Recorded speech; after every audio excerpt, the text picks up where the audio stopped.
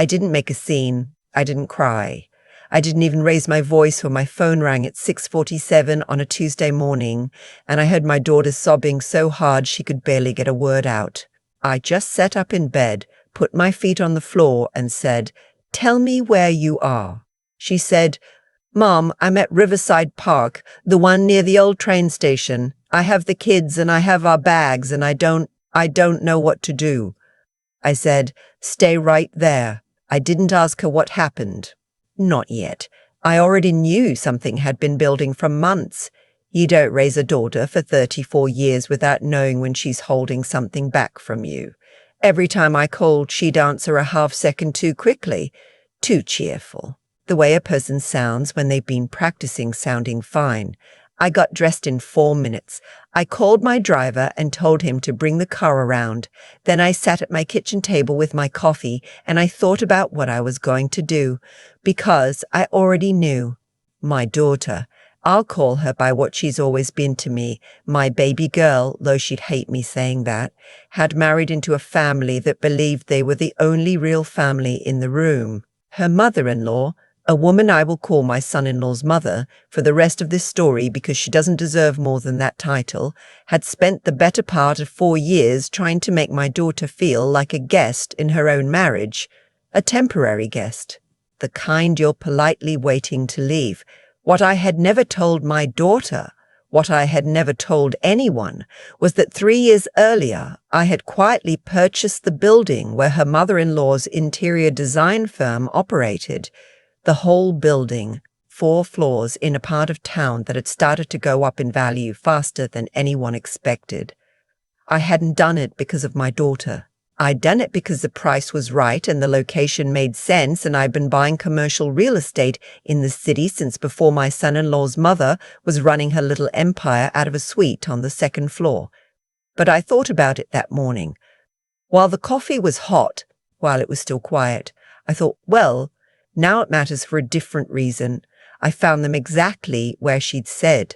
She was sitting on a bench near the fountain, the one the city repainted 2 summers ago, and she had 2 kids pressed up against her sides, like she was the last solid thing in the world.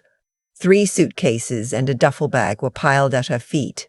My oldest grandchild, who is 7, was staring at a pigeon. My youngest, who had just turned 4, was asleep against her mother's arm with her mouth open.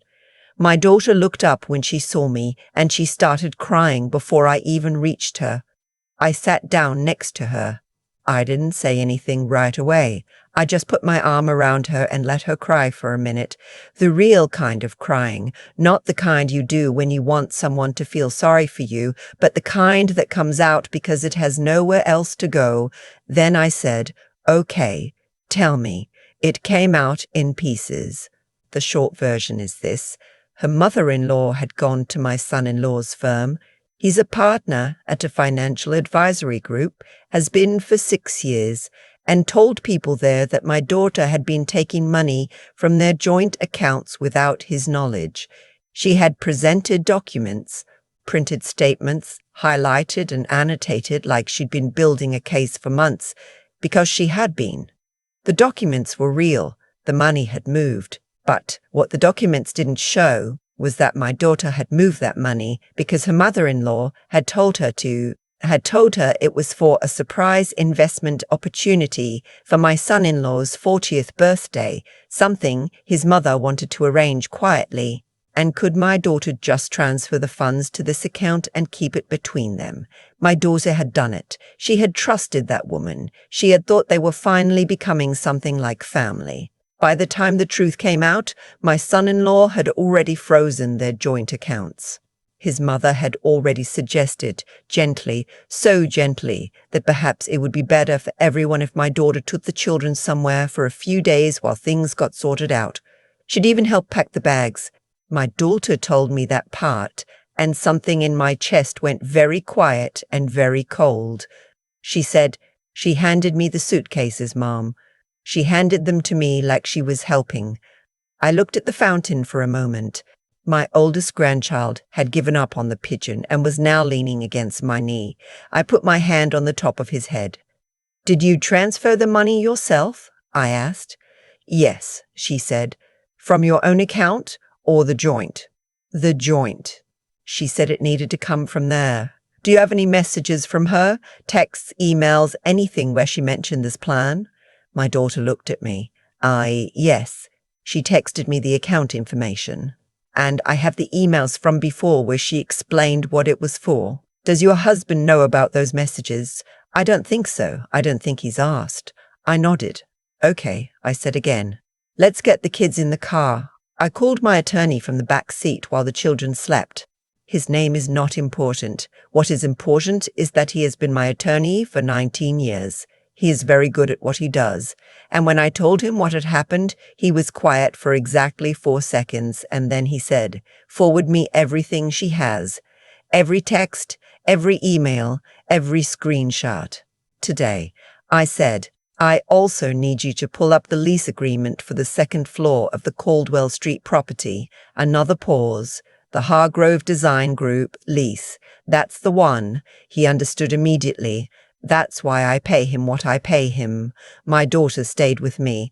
I set up the guest room for her and put the kids in the sunroom with every blanket and pillow I owned, and my youngest decided this was the greatest thing that had ever happened to her, and my oldest sat very still for a while and then asked me if his dad was going to be okay.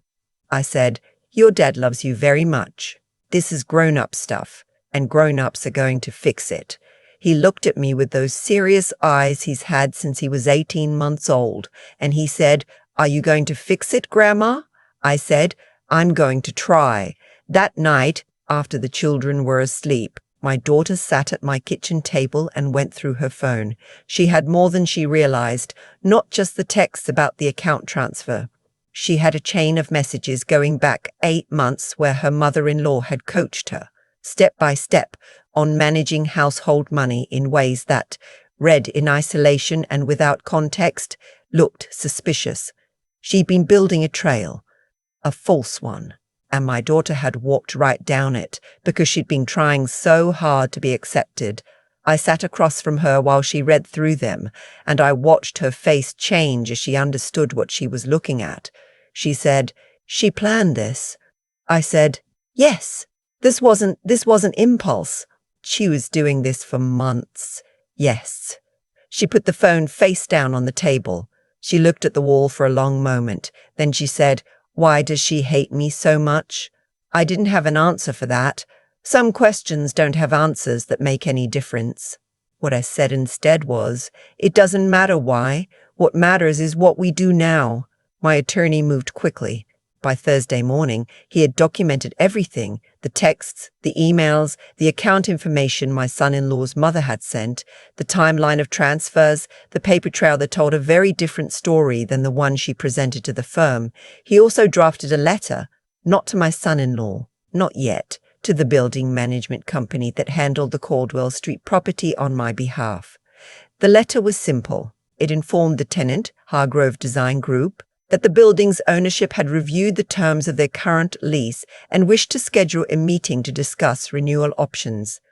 The lease was up in 4 months. The market rate for that space had increased substantially since the original agreement was signed. The letter was polite, professional, and completely routine, except that I asked my attorney to make sure it was hand-delivered on a Friday afternoon when the office would be winding down for the weekend and there would be plenty of time for everyone to think about it. I learned later, from a source I trust completely, that my son-in-law's mother had spent the entire weekend on the phone, first with her business partner, then with her own attorney, then with her son. My son-in-law called my daughter on Saturday morning.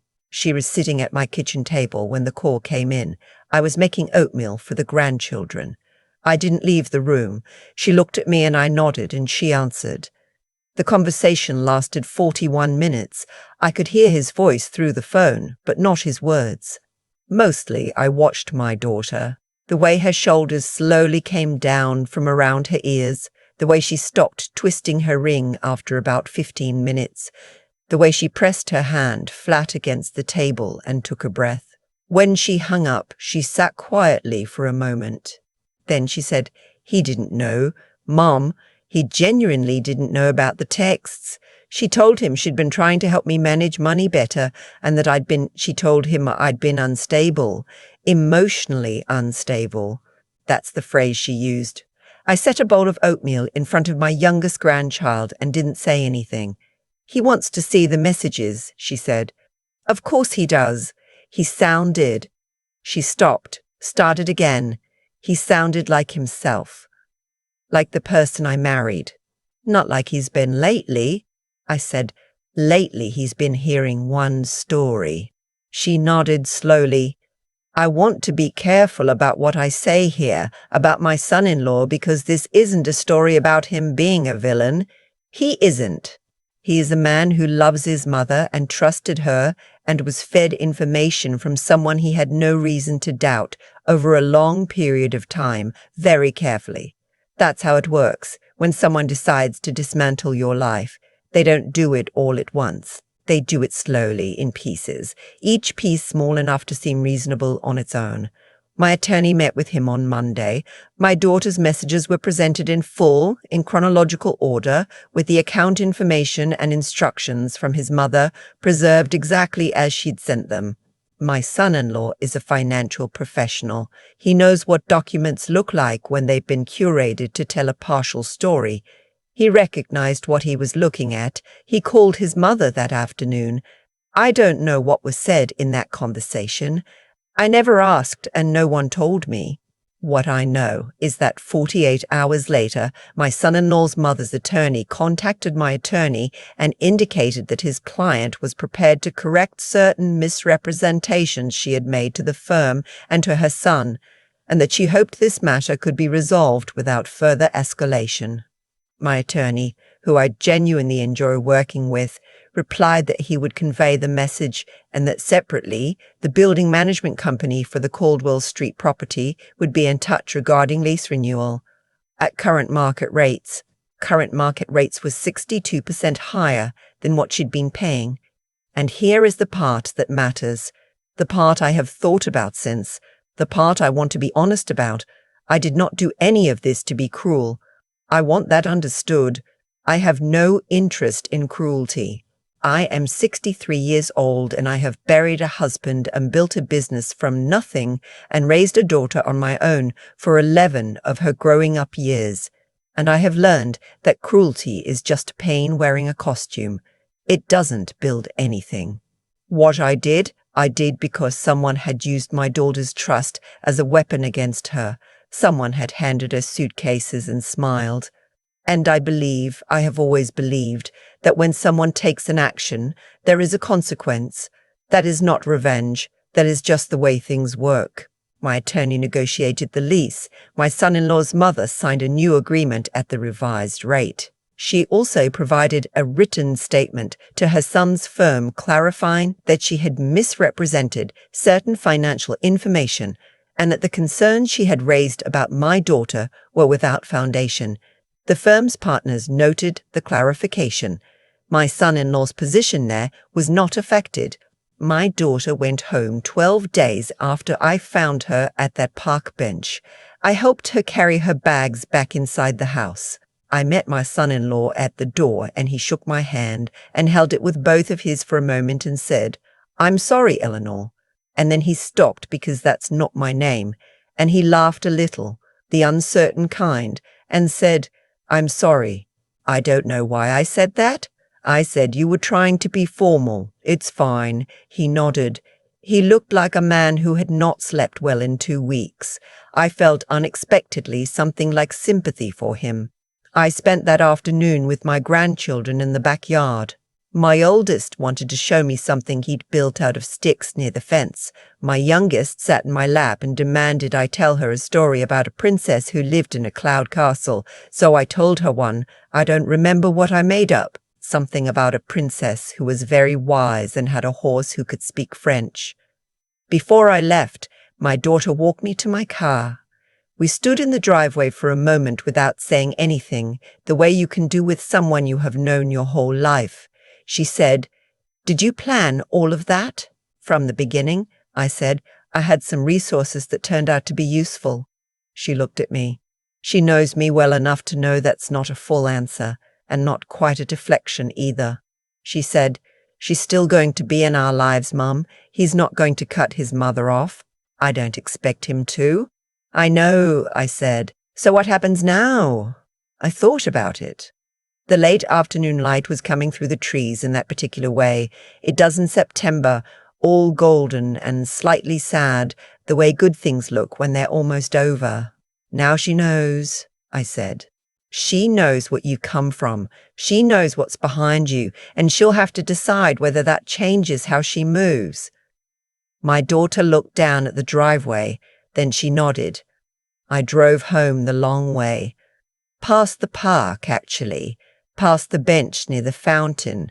A couple was sitting there now, older, sharing something from a paper bag. Normal Tuesday afternoon, no suitcases. I thought about my daughter's face when she said she didn't know what to do. I thought about my granddaughter asleep with her mouth open. I thought about my oldest asking if his dad was going to be okay. I thought, they're okay. They're all okay right now. That's the whole thing, really. That's what I want anyone listening to understand. I am not telling you this story because I want you to think I'm powerful or strategic, or that I planned everything out like some kind of chess player. I'm telling it because when that phone rang at 6,047 on a Tuesday morning and I heard my daughter unable to breathe, there was not a single second of hesitation in me, not one. You do not think about what you have or what you can do. You put your feet on the floor. You say, "Tell me where you are." You go. Everything else is just details. If you are sitting somewhere right now feeling like you have run out of options, like someone has taken everything, and you are down to a park bench and a duffel bag, I need you to hear this. The people who love you are already in the car. They are already on their way. You do not have to have a plan. You do not have to have resources. You do not have to have figured out what comes next. You just have to make the call. And the rest of us will come find you. I have thought about that Tuesday morning more times than I can count, not the part where I made calls or pulled out leases or sat across from my attorney. The part before all of that, the 4 minutes it took me to get dressed, the coffee I drank alone at the kitchen table while it was still dark outside, that stillness. Because here is what I've learned after 63 years of living inside my own life. The people who try to take things from others are almost never as powerful as they believe themselves to be. They count on silence. They count on shame. They count on the person they've wounded being too exhausted, too confused, too afraid to look carefully at what's actually been done to them. My son-in-law's mother had spent months building something she thought was airtight, and it would have been if my daughter had been alone. She wasn't alone. That's the whole equation, really. Not my building, not my attorney, not the lease renewal, or the market rate, or any of the practical machinery that ended up mattering. The equation was simpler than that. My daughter picked up the phone and called me, and I answered, and I went. Everything else followed from those 3 things. I think about the intelligence it takes to survive something like what my daughter went through. Not book intelligence, the other kind.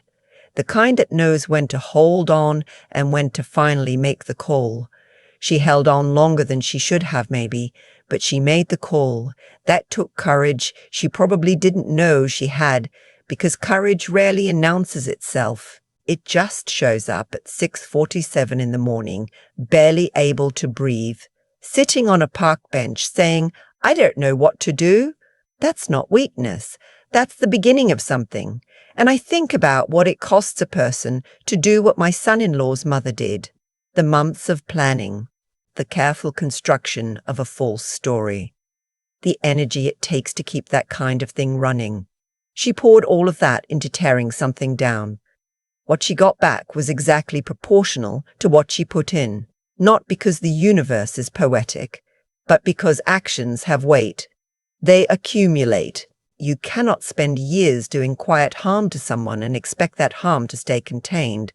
It spreads back toward you eventually. It always does. What I want anyone to take from this, Anyone who is sitting somewhere right now feeling like they've been outmaneuvered, like someone smarter or more powerful or more connected has gotten the better of them, is this: your integrity is not a weakness, your decency is not a disadvantage. The people who play the long game of deception are only dangerous for as long as the truth stays hidden. And the truth, in my experience, does not stay hidden. Not when someone is paying attention. Not when someone who loves you is already in the car. My daughter is home. My grandchildren are fine.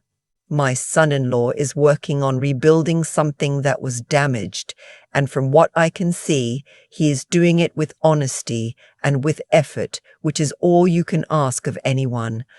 And I drove home the long way, past the bench, past the fountain. The park was just a park again. That's enough. That's more than enough.